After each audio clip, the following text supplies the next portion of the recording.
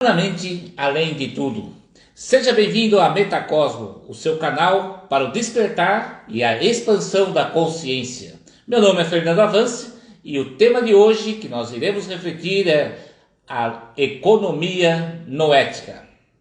Nesta semana nós estamos trabalhando um tema importantíssimo, a transição planetária. O planeta saindo de um plano físico de terceira dimensão, passando pela quarta dimensão, num plano psíquico, e entrando na quinta dimensão, num plano noético.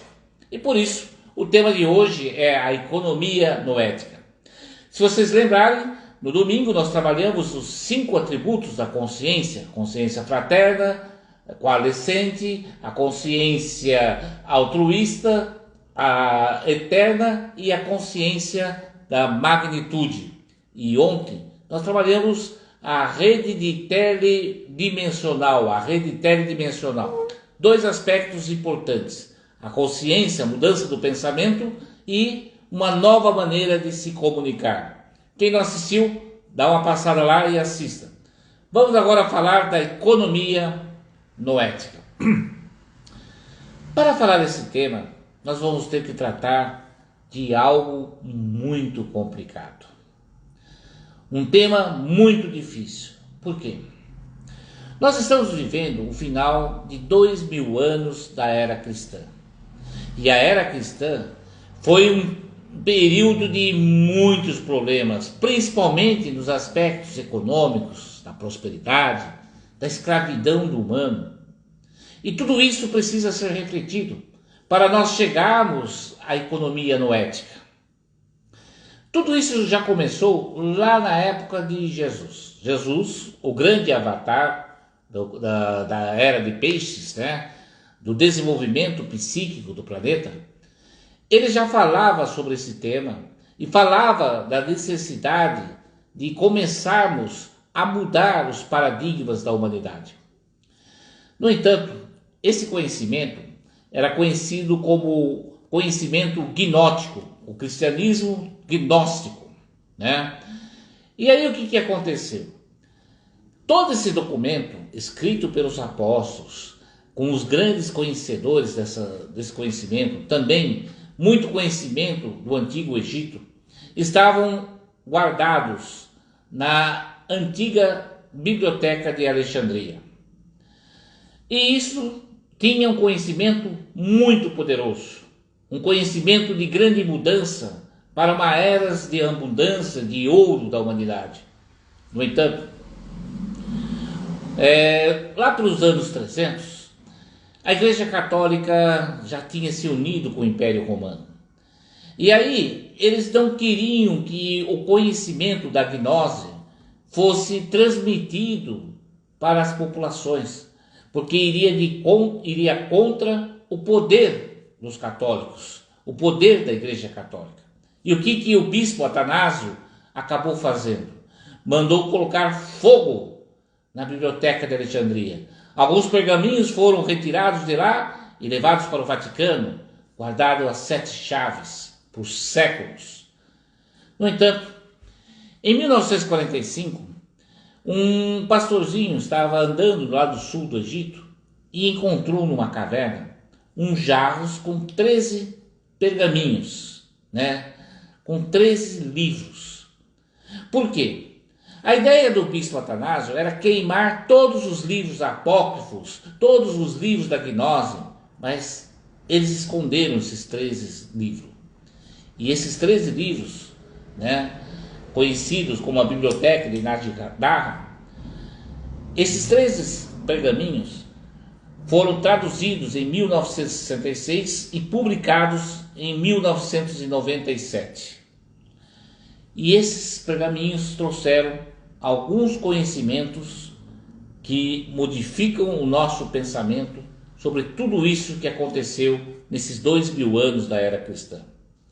E um dos principais conhecimentos que ali estavam era que Jesus já falava da existência dos arcotes. Arcotes eram seres espirituais, que viviam no mundo psíquico, mas não tinham a centelha divina e eles sobreviviam da energia negativa do humano. A energia que poderíamos dizer assim, aquela energia do ódio, da raiva, a energia do medo. Em outras palavras, para você entender um pouco a mensagem de Jesus, nós temos que ir ao Antigo Testamento. O Deus do Antigo Testamento era o Deus demiurgo, considerado pelo cristianismo como o diabo, porque era um Deus rancoroso, maldoso, violento, olho por olho, dente por dente. E segundo a Bíblia, foi ele que construiu o mundo. O Deus de Jesus era um Deus totalmente amoroso, afetivo, um Deus da compaixão, um Deus do perdão, um Deus do respeito ao humano. No entanto, Jesus falava dos problemas dos arcotes. Quem que eram eles? Eram os espíritos do mal. E eles queriam ter o controle do planeta Terra. Esses arcotes, se juntaram com um Deus, Deus com letra minúscula, chamado Marduk, um Deus da Babilônia, Deus Bar da Babilônia. E esse Deus, ele era considerado um Deus raivoso, da magia negra. E a Babilônia cultuava esse Deus. Inclusive, ele exigia o sacrifício de crianças, porque nos rituais tomava-se o sangue das crianças. Esse Deus, na verdade, foi criado naquela época um reinado, o reinado de Caucásia, E os caucasianos, eles eram um reino meio complicado.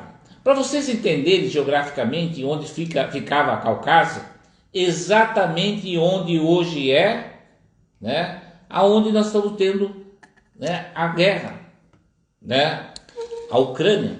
A mesma região da Ucrânia era o reino da Caucásia. E era considerado um reino que tinha muitos seres violentos, ladrões, bandidos, assassinos. Uma das principais especialidades deles eram os piratas. Eles roubavam aquele povo que fazia a rota da seda para a China, a rota para a Índia. Eles roubavam o ouro desse povo, roubavam e causava muito problema naquela região, principalmente para o reino da Rússia, porque todas as horas tentavam invadir o reino da Rússia. Parece que nós estamos há 2000 anos atrás contando a história de hoje. Era a mesma coisa. Até que o reino da Rússia decidiu reunir-se com os outros reinados da época e exigir que o rei da Caucásia mudasse a sua visão. Ele teria que colocar uma religião dentro da Caucásia e teria que ser uma das 3 religiões abrâmicas, para saber o judaísmo, o cristianismo ou o islamismo. E aí, o que aconteceu? O rei decidiu pelo judaísmo. Só que ao invés de ele implantar a Cabalá correta, ele criou a Cabalá negra, unindo-se ao deus Marduk, o deus Ba, lá da Babilônia, junto com os arcotes que Jesus Cristo já falava.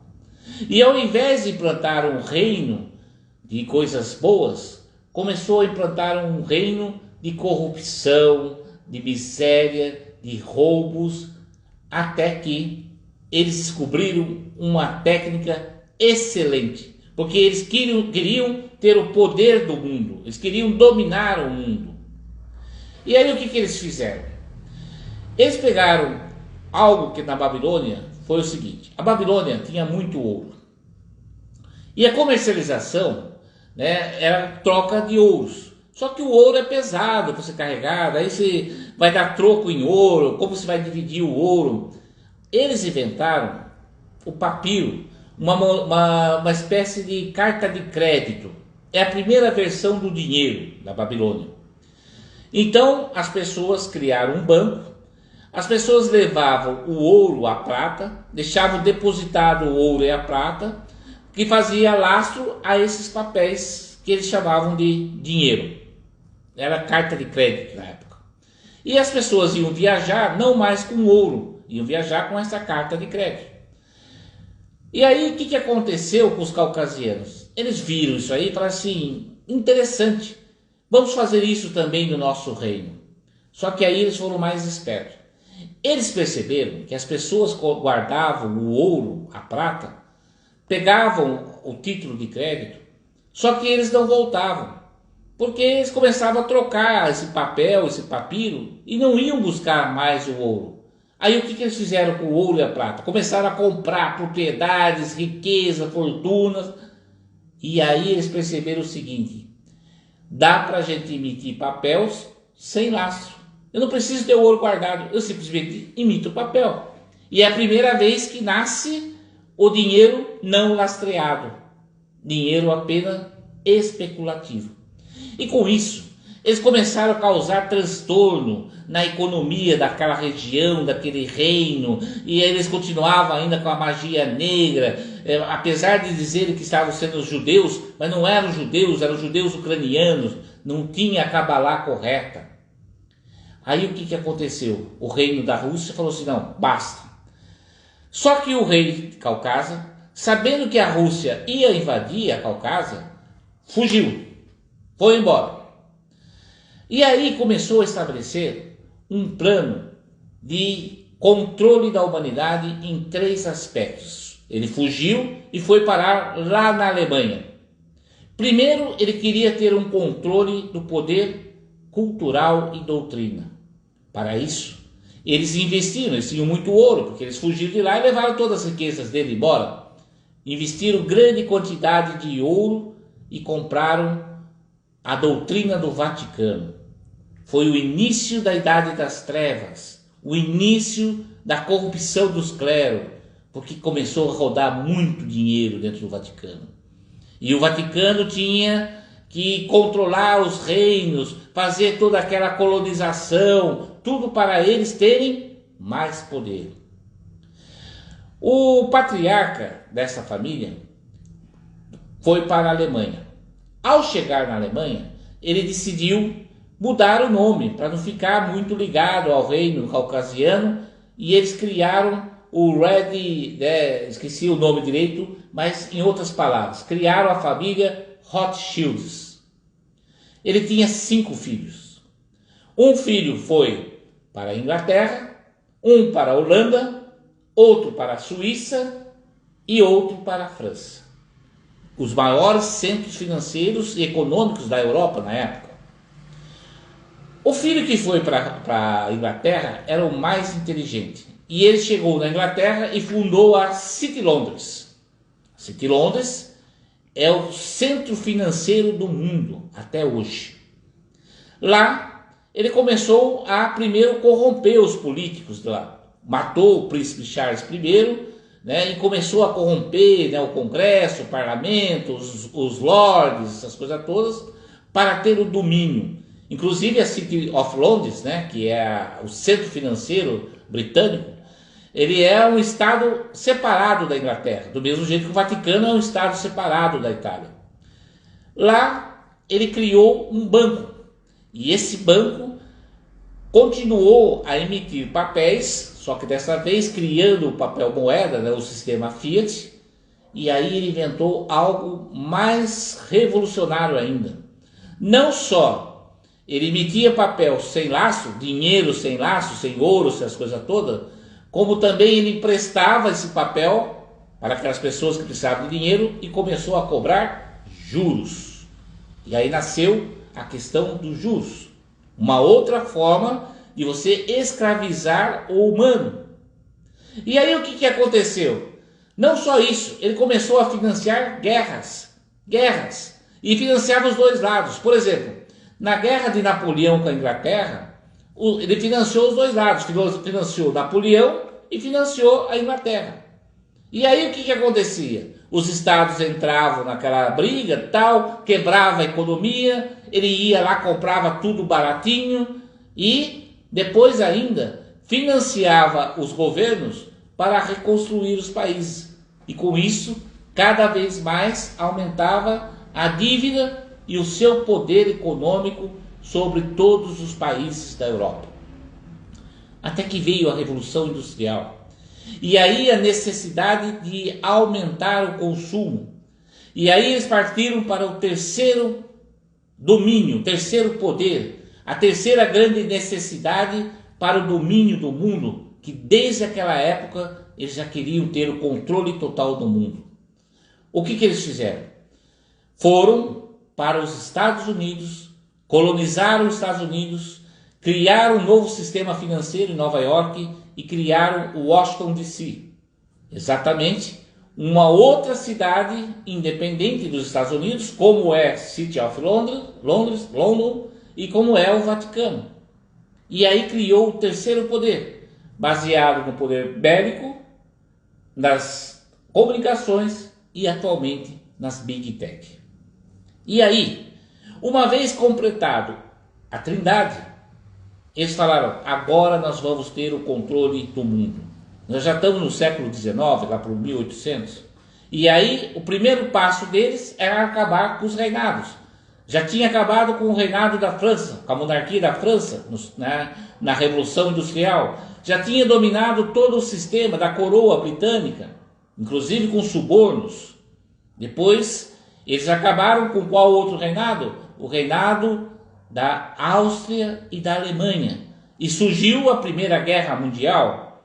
Logo em seguida, o que eles fizeram? Foram financiar os bolcheviques para derrubar o Império Russo. E Lenin, matou mais de 100 milhões de pessoas e implantou a União Soviética. Depois, o que eles fizeram? Agora chegou a hora de Marduk, o deus Ba, que quer ter domínio do mundo inteiro, acabar com as religiões. E a primeira religião que ele precisava acabar era com o judaísmo. Implanta-se a Segunda Guerra Mundial, coloca-se um monte de judeus em campos de concentração, e aí começa a destruição do segundo e da terceira religião abrâmica. A segunda religião abrâmica começou toda um ataque contra os islâmicos. Tanto é assim que os islâmicos passou a ser terroristas. E finalmente chegou o momento da terceira destruição do Vaticano. E com isso, criaram uma agenda para 2030 eles terem o domínio total da humanidade. Baseado no sistema financeiro, no sistema cultural e no sistema bélico, dos Estados Unidos. Só que aí tem um detalhe. A Grande Fraternidade percebeu esse grande trabalho de escravidão da humanidade. E aí, eles falaram assim, nós não iremos permitir que dentro de Alcione, que é o sistema da qual faz parte o nosso sistema solar, que tenha um planeta onde haja escravos desses seres. E aí, eles implantaram em uma lua de Júpiter uma grande concentração de seres da Grande Fraternidade, 144 mil grandes seres, para ajudarem a humanidade a libertar-se dessa situação, criando um processo de transição da terceira para a quinta dimensão. Por que isso é importante? Porque o poder bélico criado, ele tem 4 elementos: o fogo, que é a pólvora, a terra, que é o exército, a marinha, que é a água, e a aeronáutica, que é o ar. Mas existe uma quinta essência, que é o éter. E eles não têm o controle desse campo noético. Portanto, qual que é a estratégia da Grande Fraternidade para libertar a humanidade? É fazer o processo de transição para o nível noético, e como eles não têm o domínio da quinta essência, eles gostariam de ter, mas eles não têm esse domínio, o que vai acontecer? Seres corajosos, seres que tiveram o despertar e a expansão da consciência, irão receber a proteção noética, que é do plano espiritual, para criar uma nova atmosfera no mundo capaz de vencer toda essa tragédia criada nesses 2000 anos da era cristã. E essa batalha começou em 2012. Em 2012, na mudança da era de Aquário, começou essa mudança. Eles estão desesperados. Criaram situações de pandemia, criaram coisas, criaram um monte de coisas. E querem fazer uma agenda até 2030, influência woke, divisão entre o homem e a mulher, guerra de sexo, outras dificuldades, outros problemas, né? Briga com briga, guerras, mas eles não estão conseguindo. Por quê? A quinta essência é própria daqueles corajosos que não têm medo. Por quê? O plano espiritual é muito mais forte.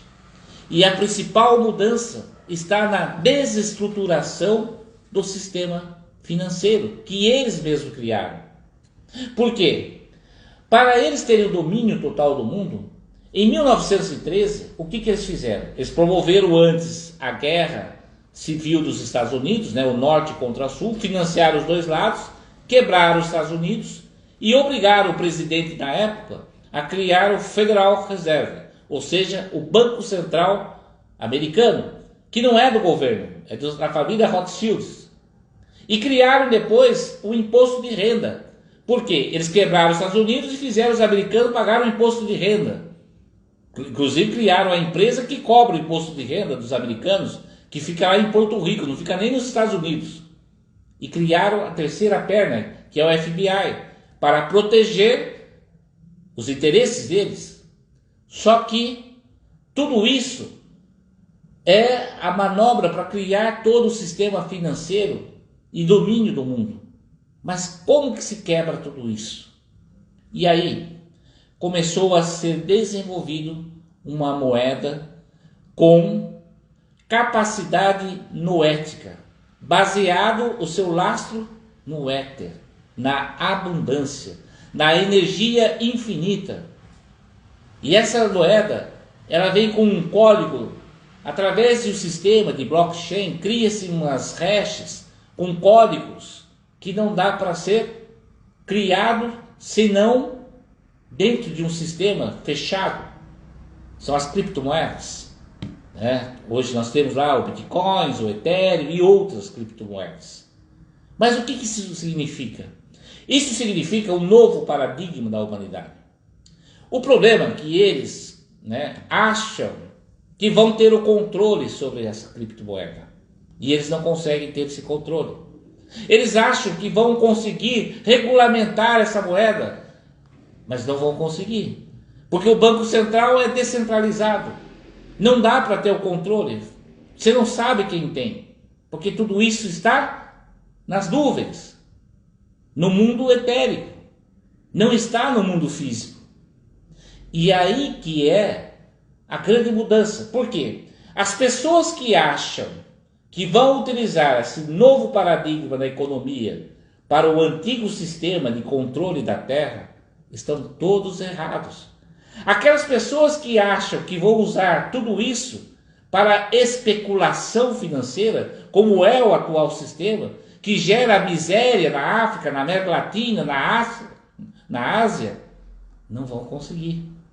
Porque esse sistema, ele foi construído para que a humanidade construa uma economia baseada na consciência da fraternidade, baseada na consciência da coalescência, na consciência do altruísmo, na consciência do tempo magnético, que é totalmente diferente do modelo econômico, que é do tempo cronológico, da consciência da magnificência do humano. E esse sistema começa a ser implantado lentamente dentro do planeta. E aí as pessoas falam assim, mas não tem laço. Mas que laço tinha? o dinheiro criado lá pela Babilônia? Que laço tem o dinheiro emitido lá na City of London? Que laço tem o dólar emitido pelo Banco Central americano? Por quê? Porque a base do plano físico era você criar riquezas, minerais, ouro, petróleo, né, para você lastrear a moeda. Mas quando esses pessoal, os caucasianos, lembrando vocês, exatamente da onde? Da Ucrânia, que depois foram para a Alemanha e depois criaram um sistema de controle no Vaticano, City of London e Washington DC. 3 bases, que é a base dos Illuminatis. Para quem conhece o símbolo dos Illuminatis, é um triângulo, poder do Vaticano, poder de Londres e poder de Washington, com um olho que tudo vê no meio. É o símbolo que representa as 13 famílias. Coincidência ou não, a Rothschild é a 13ª família que manda em tudo. Vamos parar a pensar. Jesus tinha 12 apóstolos, mais Jesus, 13. Quantos pergaminhos foram encontrados lá no sul do Egito? 13 pergaminhos. Nada é coincidência. A verdade que é, a economia noética, que é a economia espiritual, vai ser implantada no mundo dentro de um novo paradigma, de um sistema totalmente espiritual, onde haverá abundância, onde haverá novo estilo de educação, nova prosperidade, novo modelo de trabalho, novas tecnologias, e nós iremos construir um mundo bem melhor, porque nós temos ao nosso lado, daqueles que querem construir um mundo bem melhor, a quinta essência, o éter. E o éter é a energia cósmica. E é por isso que você precisa começar a trabalhar essa mudança do pensamento. Você precisa conseguir, né, ampliar, implantar os 5 atributos da consciência, né? Você precisa começar a criar esta rede de comunicação teledimensional, para que você possa, através da telepatia, da clarividência, da clareaudiência, começar a comunicar-se com as suas dimensões superiores e até as inferiores, para você ter saúde, laços afetivos ajustados, para você ter prosperidade e, acima de tudo, você ter o poder, mas não esse poder egoísta implantado até hoje, um poder da compaixão, do amor, o poder do perdão e principalmente o poder do respeito, que nunca foi respeitado pelos deuses da Babilônia e dos caucasianos. É um conhecimento muito importante e eu espero que você tenha gostado desse vídeo. Compartilhe e seja magnífico, seja eterno, seja o amor. E assim é.